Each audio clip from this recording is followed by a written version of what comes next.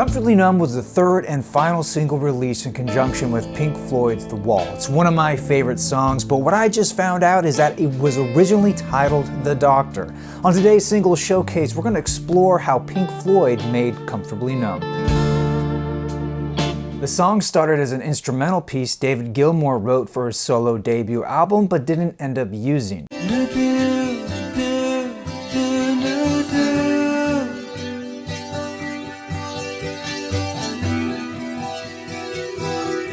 David then presented it to Roger, who passed on it in favor of his own work, but it was the insistence of producer Bob Ezrin that convinced Roger to use it anyway. The next day, Roger came back into the studio with a brilliant set of lyrics, including the now famous chorus section. Even in this early stage, it gave Bob goosebumps. I have become comfortably numb.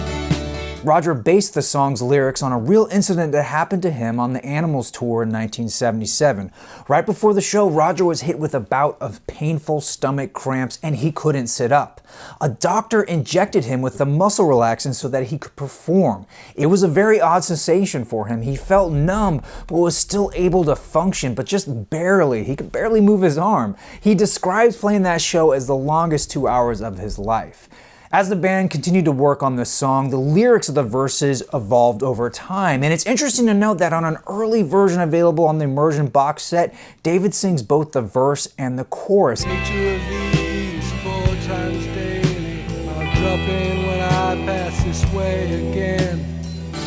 There is no pain, you are receding. In the end, I think it was a brilliant move to have Roger sing the verse while David sings the chorus. The harshness of Roger's voice really underscores the pain Pink is experiencing. I can ease your pain, get you on your feet again. Whereas David's voice is so smooth and buttery, it emphasizes the feelings of the drugs running through Pink's body. There is no pain, you are receding.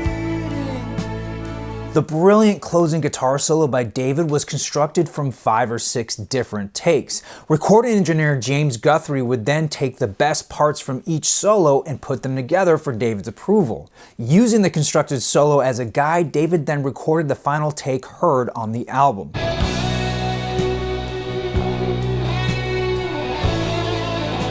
By September of 1979, the album was going through the final mix in Los Angeles. At this time, they had 2 complete but different versions of Comfortably Numb, a string-heavy take and a more rock-driven version. David was fighting hard for the latter, while Roger and Bob both wanted the string-heavy version to prevail.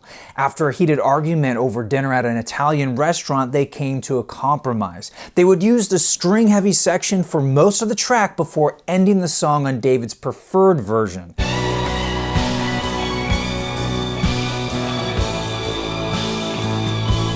The song became an instant classic when The Wall was released on November 30th, 1979, and grew to legendary status during their live shows when David performed the famous guitar solos atop a 33-foot wall made of giant cardboard bricks. Over the years, it's become one of Pink Floyd's signature songs and continues to be a staple of rock radio. Well, that is the story of how Comfortably Numb came to be. Let me know your favorite Pink Floyd song with a comment down below. Until then, I want to thank you all so much for watching. I am your Vinyl Geek, and I'll catch you on the flip side.